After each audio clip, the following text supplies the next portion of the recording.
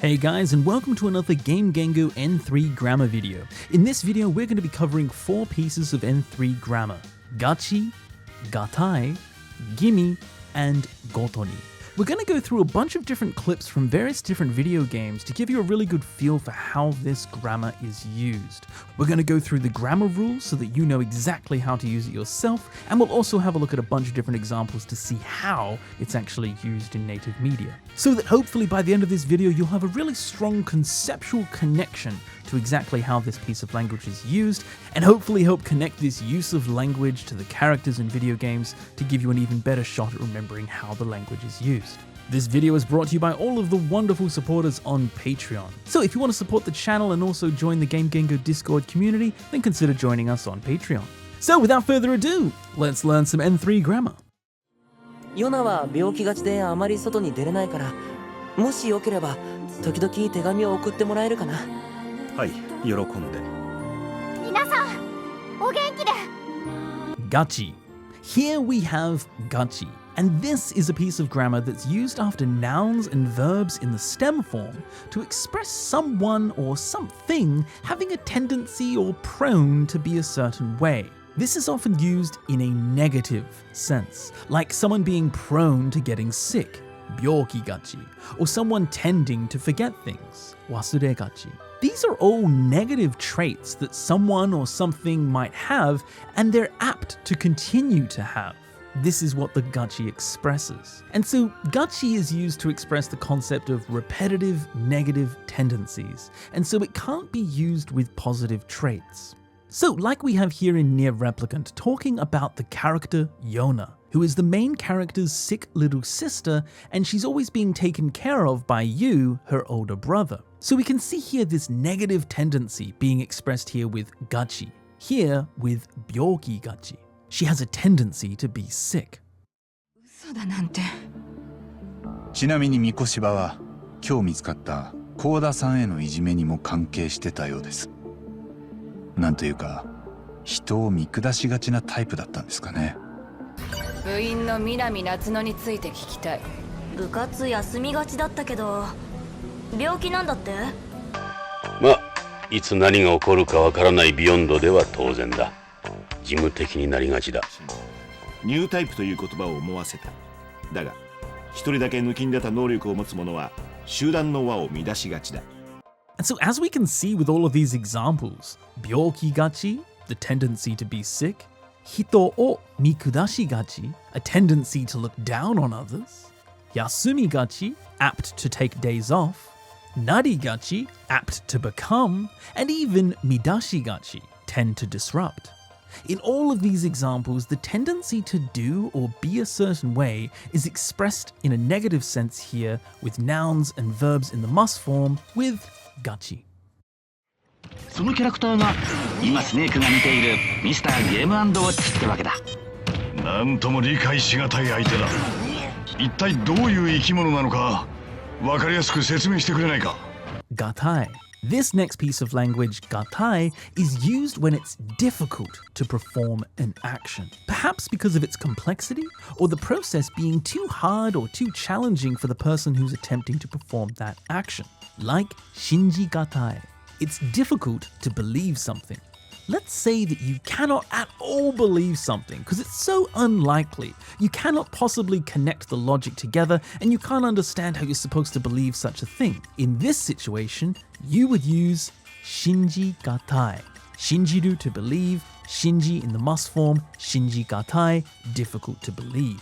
And as you can see, this is used with the must stem of verbs. So like here in Smash Brothers, with Solid Snake talking on the codec about Mr. Game & Watch being a difficult to comprehend opponent, he uses rikai shigatai. So the verb here is rikai suru, to comprehend, and it's in the must stem form, so just rikai shi followed by gatai. Rikai shigatai, difficult to comprehend. 信じがたい話だが、ゲラルトはついに身を固めた。遠くコビリの地であいつとトリスは家を建てた。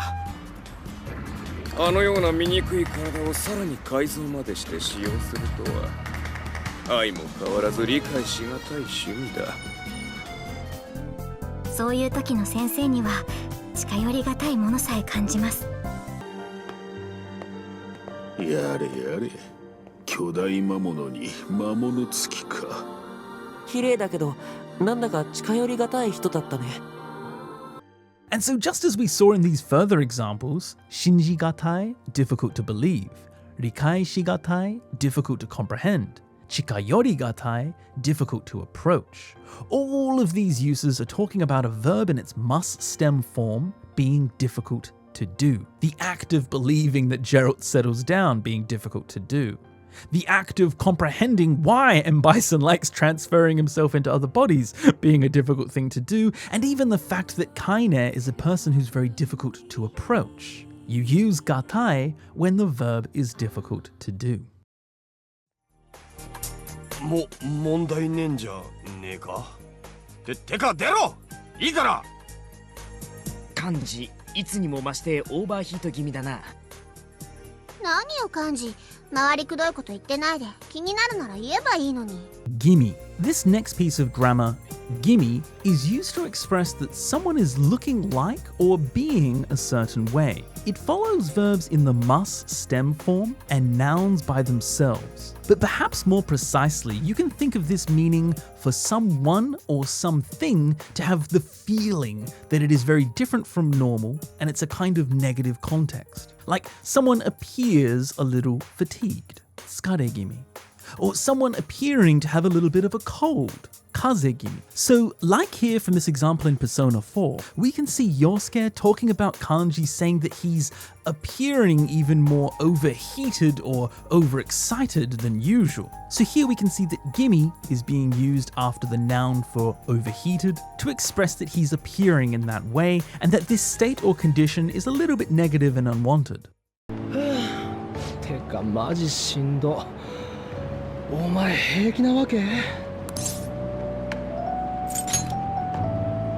すげえな。陸上やってた俺でもバテ気味なのによ。梅よ、ちょっぴり興奮気味みたいな。ちょっと待っててね。お化粧してくるから。崖下に転落した事務所を見てきたソーントン保安官代理は興奮気味にまくし立てた。ナナミを助けに行こう。当然だ、リオ。なるほど、面白そうだ。最近体が鉛気味だからな。And so just like these further examples, bate gimi, feeling exhausted, kofun gimi, appearing excited or stimulated, and even namari gimi like in Suikoden 2 for Victor's skill to appear blunt. We can see that each of these states are somewhat undesirable or negative. Exhaustion, being overly excited, and even the dulling of one's skills. Gimi is used to express verbs and nouns appearing in that certain negative way. 心臓が止まっていたようだが。21分ごとに心停止。3分間でビーチに行き、また蘇生する。GOTONI. Now, GOTONI here is used to express the interval at which something happens or occurs. All you need to do to use this is simply follow a verb in the dictionary form or a noun with GOTONI to show that something is done or occurs at every one of those intervals that comes before GOTONI. So with verbs, it has a feeling of every time you do that verb, something happens. And with nouns, it's used in quite the same way as every, like every week. 1週間ごとにピザを食べる. I eat pizza every week. So if we used it, for example, with years, 1年ごとに, this actually means the exact same thing as maitoshi. Now, one little bit of extra related grammar here that's worth looking at is when a noun is followed by just goto without the ni particle and then followed by a verb. This means that you do that action together. Like in this expression, ringo o kawa goto taberu.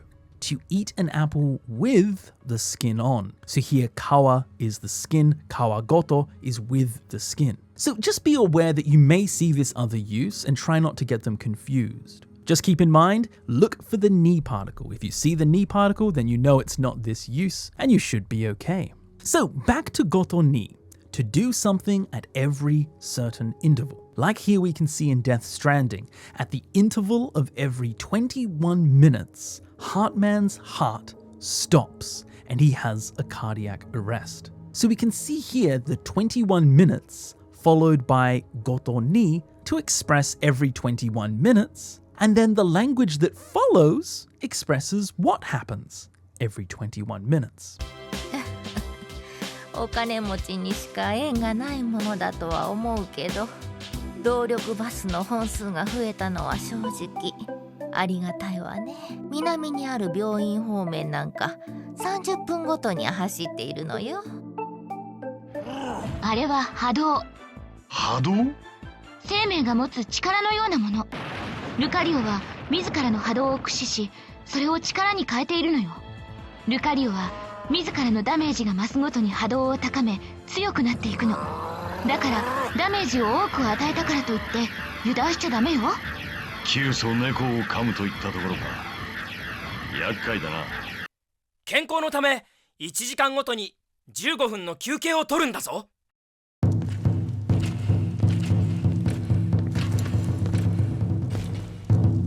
大会の勝者はお前だ。だが万事島なんぞに三島財閥は渡せん。お前ら万事島はペテン師集団だ。絵空ごとの理想で大衆を先導し、断るごとにわしらの邪魔をする。天網開会、そうにしてもらさず。Okay, and so as we can see with all of these examples, 21分ごとに every 21 minutes he has cardiac arrest, 30分ごとに at every 30 minutes a bus comes, ダメージが増すごとに every time his damage increases, something happens, 1時間ごとに at every hour you should take a break, and finally ことがあるごとに at every opportunity. So we can see very clearly that GOTONI is used to express something happening at every one of the intervals that comes before GOTONI.